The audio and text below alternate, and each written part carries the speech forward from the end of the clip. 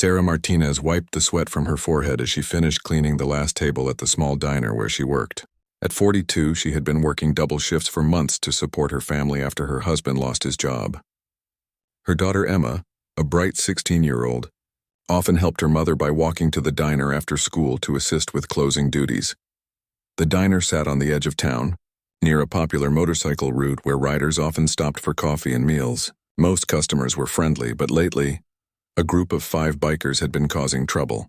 They called themselves the Iron Wolves, and they seemed to take pleasure in making life difficult for anyone they considered beneath them.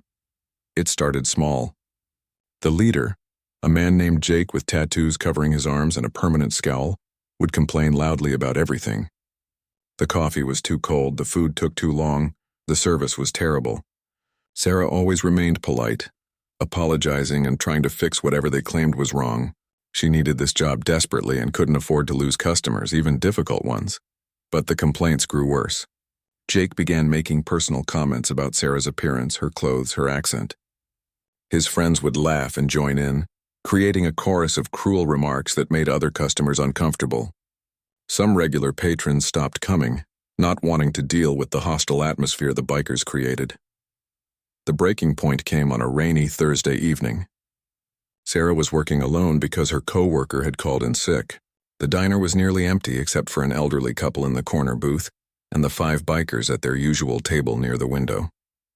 Emma had arrived from school and was helping her mother stack chairs and mop the floor. Jake suddenly stood up and walked to the counter where Sarah was counting the day's receipts. "This place is a dump," he announced loudly. "And the service is even worse. You people don't know how to run a business." Sarah looked up from her paperwork, trying to keep her voice steady. "I'm sorry you feel that way, sir. Is there something specific I can help you with?" "Yeah, you can help by learning how to do your job properly," Jake sneered. "My burger was overcooked, the fries were cold, and you took forever to bring our drinks.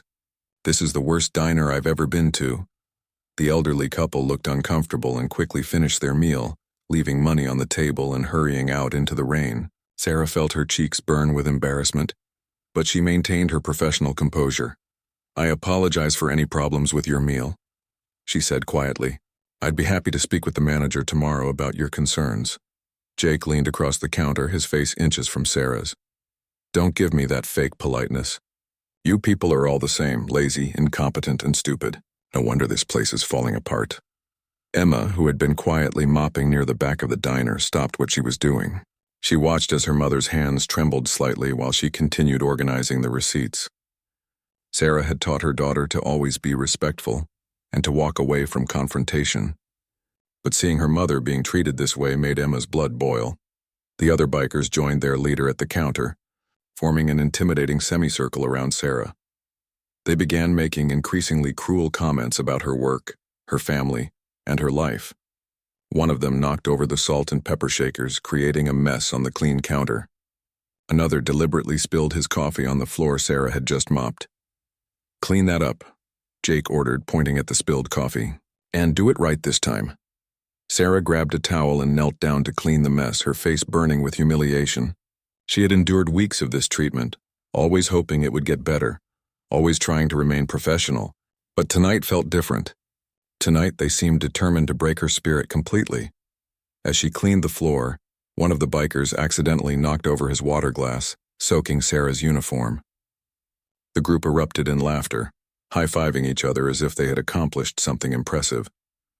Emma watched her mother struggle to maintain her dignity in the face of such cruelty.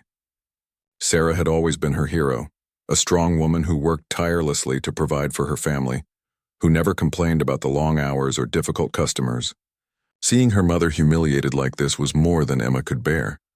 The bikers continued their harassment for another 10 minutes, creating messes, making demands, and treating Sarah like she was worthless. They seemed to be enjoying themselves immensely, feeding off each other's cruelty and her obvious distress. Finally, they decided they had had enough fun for one evening. They left without paying their full bill, claiming the service was so bad they shouldn't have to pay at all. As they walked toward the door, Jake turned back to Sarah, who was still cleaning up their messes. "See you tomorrow night," he said with a cruel smile. "Maybe you'll have learned how to do your job by then." The diner fell silent except for the sound of rain hitting the windows. Sarah stood in the middle of the mess they had created, her uniform soaked, her dignity shattered. Emma watched her mother's shoulders shake as she finally allowed herself to cry. Emma couldn't sleep that night. She lay in her small bedroom, staring at the ceiling and replaying the events at the diner. Every cruel word, every humiliating moment, every tear her mother had tried to hide, it all burned in her memory like a fire that wouldn't go out. Her mother had always taught her to turn the other cheek, to be the bigger person, to never stoop to someone else's level. But watching those bikers treat her mother like garbage had awakened something fierce inside Emma. Sarah Martinez was the strongest, kindest, most hardworking person Emma knew. She deserved respect, not cruelty. The next morning at breakfast, Sarah tried to act normal. She made Emma's favorite pancakes and packed her lunch with the same care she always did. But Emma could see the dark circles under her mother's eyes and the way her hands still trembled slightly when she thought no one was looking. "Mom, you don't have to go to work today," Emma said quietly. "Maybe you should call in sick." Sarah forced a smile. "Don't worry about me, Mija. I'm fine. Those men were just having a bad day. It happens sometimes in customer service." But Emma knew it wasn't just one bad day. This had been going on for weeks, getting worse each time. She had watched her mother's confidence slowly crumble under the constant harassment. The vibrant, laughing woman who used to sing while cooking dinner had become quiet and withdrawn. At school, Emma couldn't concentrate on her classes. During lunch, she sat with her best friend Maya and told her what had happened. Maya was outraged and suggested they call the police, but Emma knew her mother would never agree to that. Sarah was afraid of causing trouble, afraid of losing her job, afraid of making things worse. "There has to be something we can do," Maya said, biting into her sandwich. "Nobody should be treated like that." Emma spent the rest of the school day thinking. By the time the final bell rang, she had made a decision. She wasn't going to let those bullies destroy her mother's spirit. If her mom couldn't stand up for herself, then Emma would find a way to help her. Instead of going straight to the diner as usual, Emma made a detour to the public library. She spent 2 hours researching local motorcycle groups, reading online forums, and learning about biker culture. What she discovered surprised her. Most motorcycle riders were actually decent people who rode for the love of the open road and the sense of community. The Iron Wolves were giving all bikers a bad name. Emma found several positive stories about motorcycle groups helping communities, raising money for charity, and even stopping to help people in trouble. She read about the Rolling Thunder organization that honored veterans, and the Bikers Against Child Abuse group that protected vulnerable children. These stories gave her an idea. She also discovered that many motorcycle groups had strong codes of honor. They believed in respect, loyalty, and protecting those who couldn't protect themselves. The behavior of Jake and his friends went against everything the motorcycle community claimed to stand for. That evening, Emma arrived at the diner just as her mother was starting her shift. Sarah looked nervous, constantly glancing toward the door as if expecting trouble. The dinner rush was light, with only a few tables occupied by regular customers who knew and respected Sarah. Around 8 o'clock, the Iron Wolves arrived. Emma felt her stomach clench as she watched them swagger through the door, already laughing about something. They took their usual table and immediately began complaining loudly about everything they could think of. Tonight, their behavior was even worse than before. They seemed to sense that they had broken Sarah's spirit the previous evening, and they were eager to finish the job. Jake demanded that Sarah personally wait on their table, even though she was busy with other customers. When she brought their drinks, one of them claimed his glass was dirty and threw it on the floor, watching with satisfaction as Sarah hurried to clean up the broken pieces. Emma watched from behind the counter, her hands clenched into fists. She saw the way her mother's face flushed with embarrassment when the bikers made crude jokes about her appearance. She noticed how Sarah's voice got smaller and quieter each time she tried to respond to their demands. The harassment continued for over an hour. The bikers seemed to be competing with each other to see who could be the cruelest. They sent back food that was perfectly fine, complained about imaginary problems, and made increasingly personal attacks on Sarah's character. When Jake stood up and called Sarah pathetic, loud enough for the entire diner to hear, Emma had reached her breaking point. She couldn't watch this anymore. Her mother was a good person who worked hard to support her family. She didn't deserve this treatment from anyone. Emma pulled out her phone and began typing furiously. She had spent hours researching motorcycle groups in the area, and she had found something interesting. There was a large group called the Highway Guardians that met every Saturday at a truck stop just 20 miles away. According to their website, they were dedicated to helping their community and maintaining the positive image of motorcycle riders. She crafted a carefully worded message explaining the situation at the diner. She described how a small group of bikers calling themselves the Iron Wolves were terrorizing her mother, a hardworking single parent who was just trying to make an honest living. She explained how their behavior was giving all motorcycle riders a bad name and asked if there was anything the Highway Guardians could do to help. Emma hesitated for a moment before hitting send. She wasn't sure if anyone would respond or if they would even care about the problems of one small diner, but she had to try.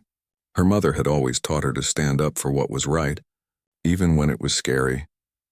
As she watched Jake deliberately knock over a full glass of water and demand that Sarah clean it up immediately, Emma pressed send on her message. She didn't know what would happen next, but she knew she couldn't stand by and watch her mother be destroyed by these bullies any longer.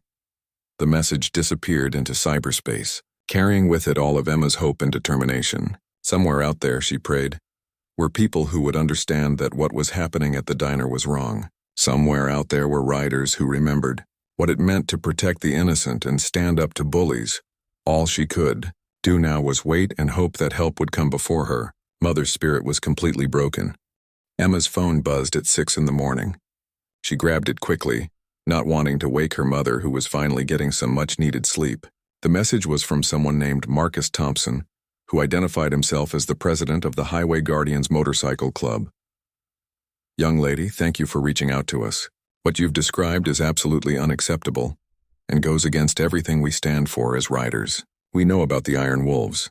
They've been causing problems all over the county. Can you give us more details about when they usually show up at your mother's diner?" Emma's heart raced as she read the message. Someone had actually responded and they wanted to help. She quickly typed back, explaining the bikers' schedule and how their harassment had been escalating. She also mentioned that her mother didn't know she had reached out for help and was afraid of making the situation worse. Within an hour, Emma had received messages from 12 different motorcycle club members. Word had spread quickly through the riding community, and people were angry about what the Iron Wolves were doing. Many of the messages came from riders who had their own stories about being misjudged because of the actions of a few bad apples. A woman named Carol, who rode with a group called the Desert Roses, wrote about how hard it was to overcome stereotypes about female bikers. "Your mother sounds like a strong woman trying to make an honest living. Nobody should have to endure what she's going through." An older man named Jim, a veteran who rode with the Patriot Guard, shared his own experience with workplace bullying. "Sometimes good people need backup to stand up to cowards. Your mother has raised a brave daughter." But the message that surprised Emma the most came from a teenager named Alex, whose parents were both bikers.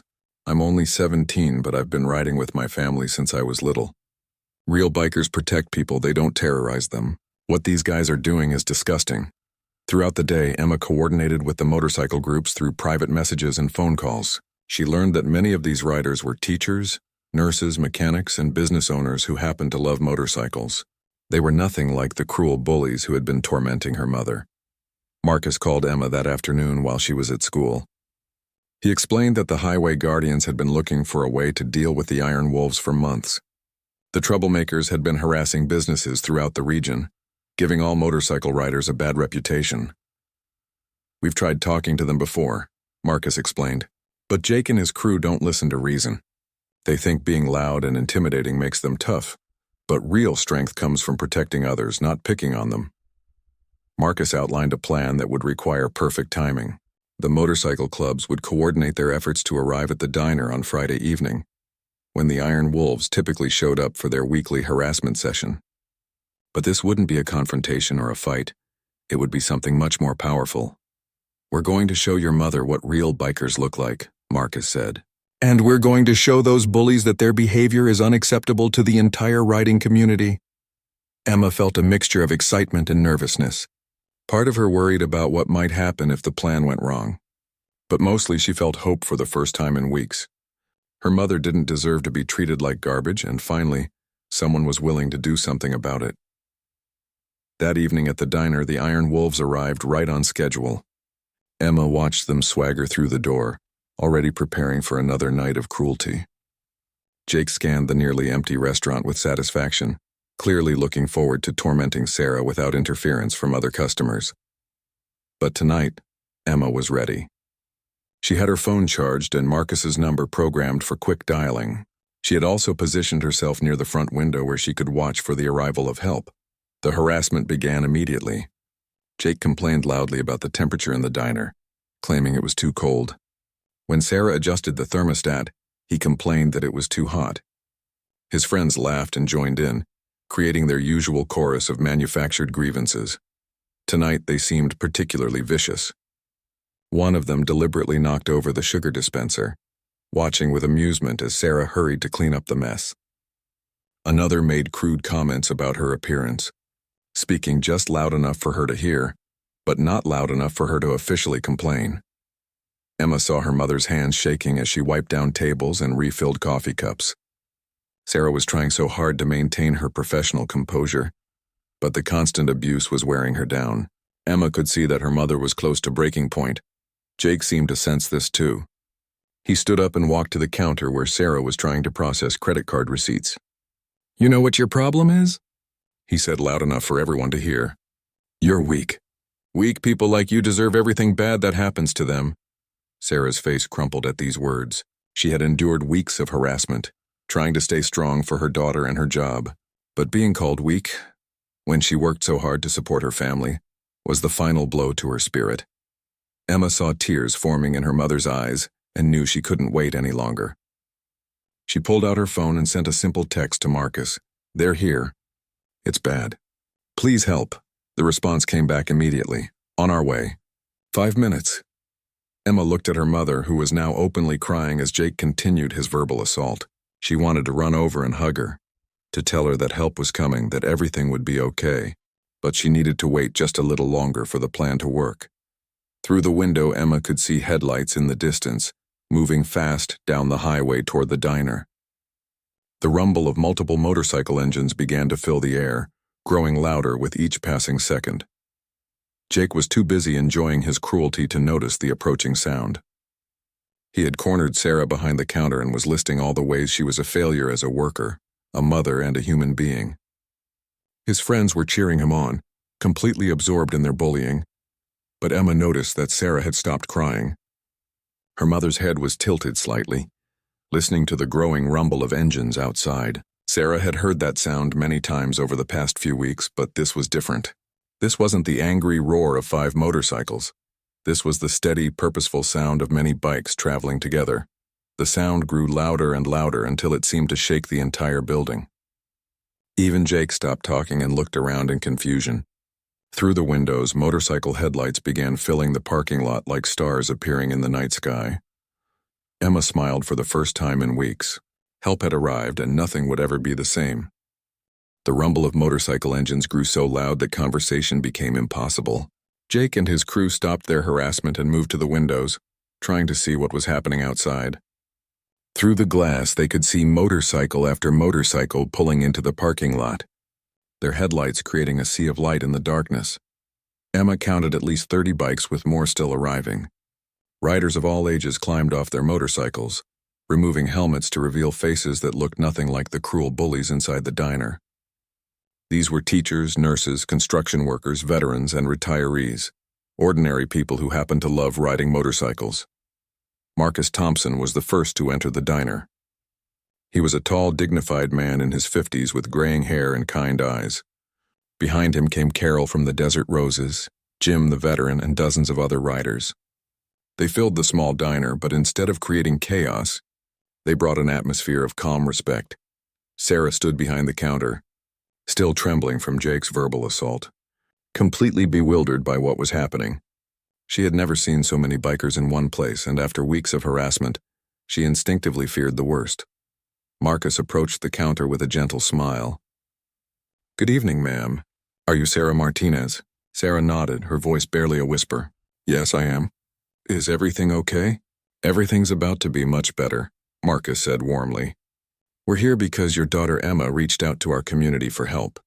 She told us about the problems you've been having, and we wanted you to know that not all motorcycle riders are like these troublemakers." He gestured toward Jake and his crew, who had backed into a corner booth and were looking increasingly uncomfortable as more riders entered the diner. For the first time in weeks, they were outnumbered and outmatched. Carol stepped forward and placed a gentle hand on Sarah's arm. "Honey, what these men have been doing to you is not okay. Real bikers don't terrorize hardworking people. We protect them." Sarah looked around the diner in amazement. Every table was filled with motorcycle riders, but instead of the hostile atmosphere she had come to expect, there was warmth and respect. These people were here to help her, not hurt her. A young man named David, who worked as a paramedic when he wasn't riding, spoke up loud enough for everyone to hear. "We've been riding these roads for years, and we've heard great things about this diner. People tell us you serve the best coffee for 50 miles and that you're always kind to travelers." Other riders began sharing their own positive stories about the diner.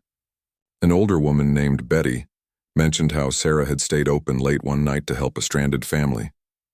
A truck driver named Tom talked about how Sarah always remembered his order and asked about his grandchildren.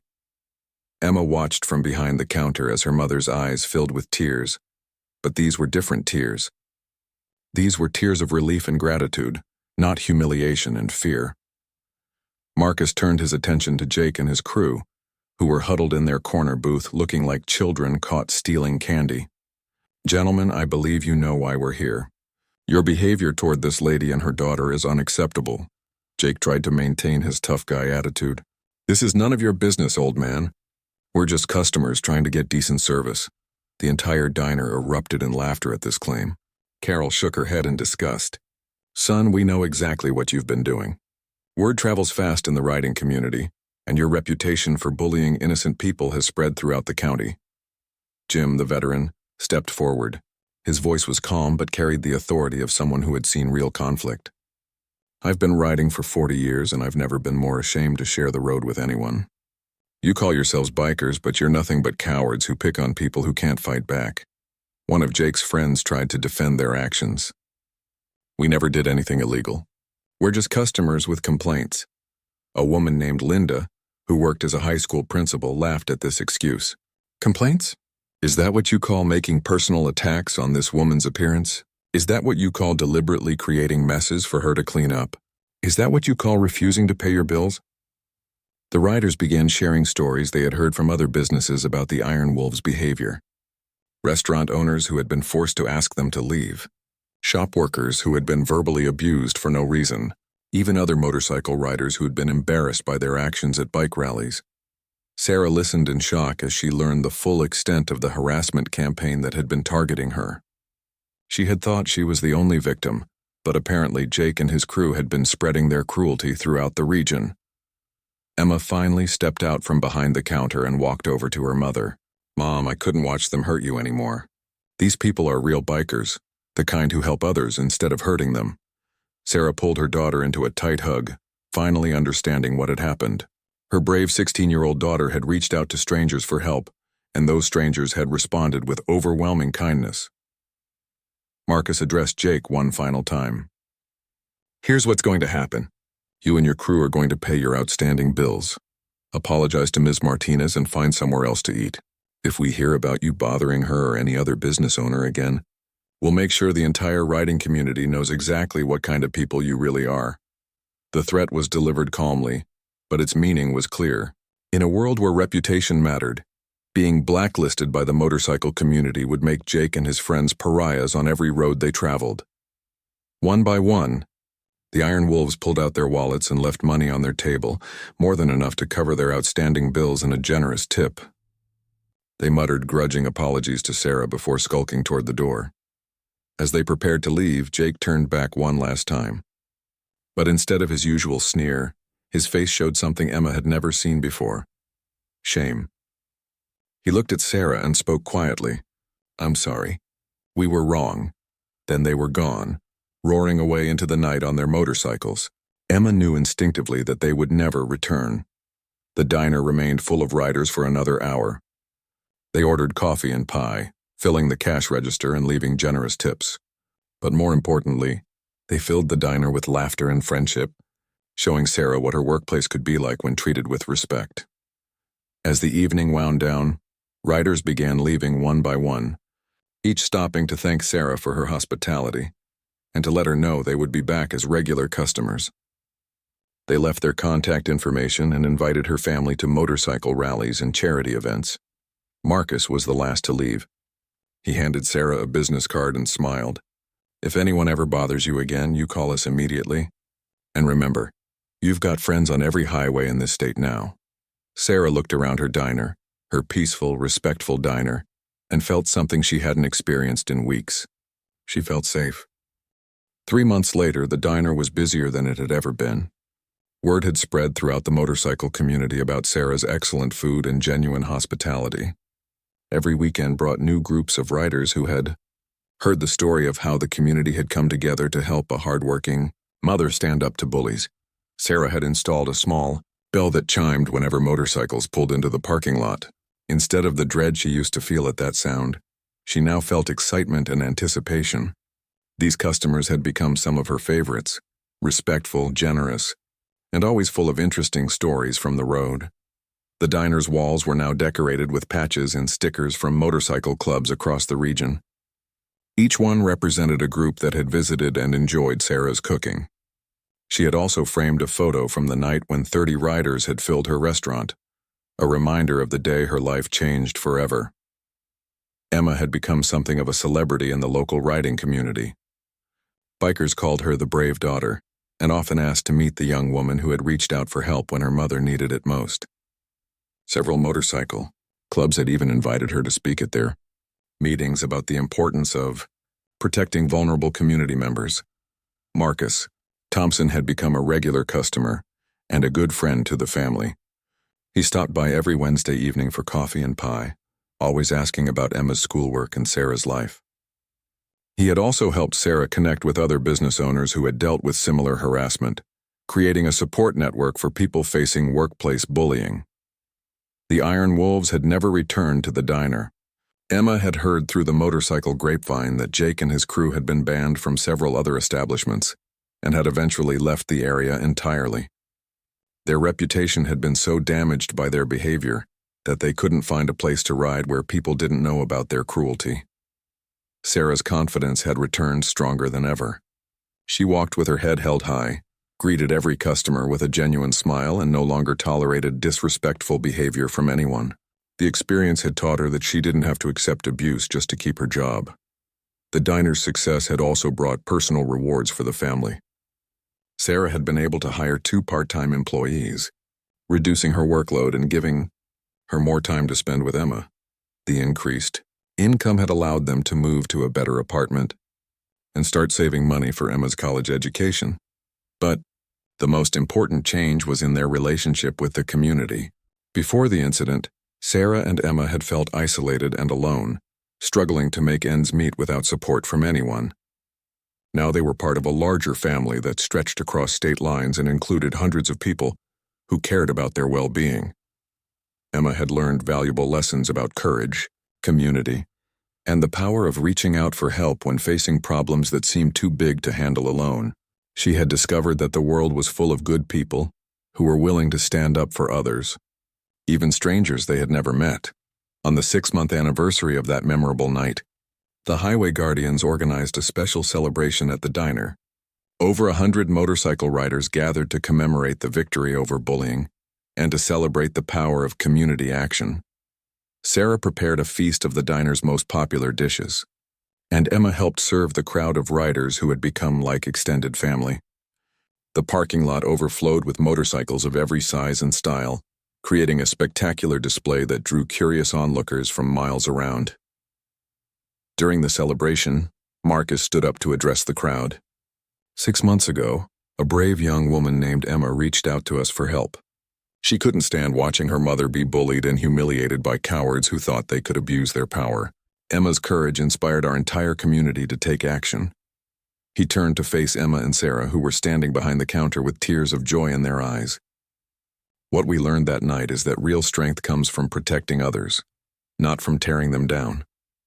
Sarah Martinez represents everything good about hardworking Americans who deserve our respect and support.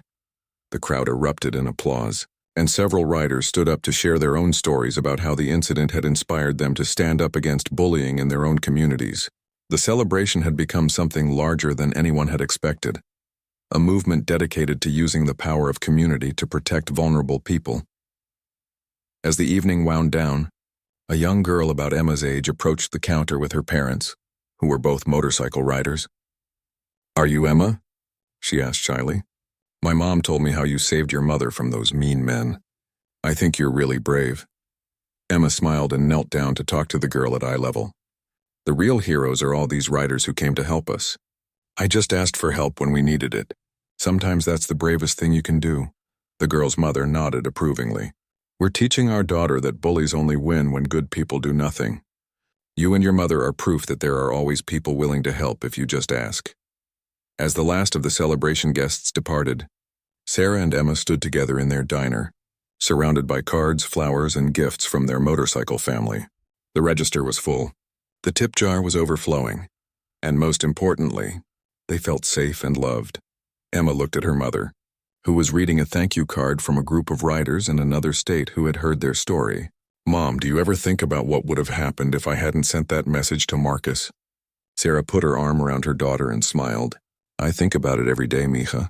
You saved us both. But more than that, you showed me that we're never really alone as long as we have the courage to ask for help." Outside, the sound of motorcycle engines could be heard as the last few riders prepared to head home. But instead of the angry roar that had once terrorized Sarah, these were the contented rumbles of friends saying goodbye after a wonderful evening together. The diner fell quiet except for the gentle hum of the coffee machine and the soft chime of the bell that welcomed new friends every day. Sarah and Emma had learned that sometimes the most amazing things happen when ordinary people choose to care about each other and stand up for what's right. Their story had become legend in the motorcycle community, a reminder that real bikers protect the innocent, that courage comes in all sizes, and that a single message asking for help can change everything. The young lady had indeed run up to the riders, and what they did had amazed everyone. But the most amazing thing of all was the lasting friendship and sense of family that grew from one teenager's refusal to watch her mother suffer in silence.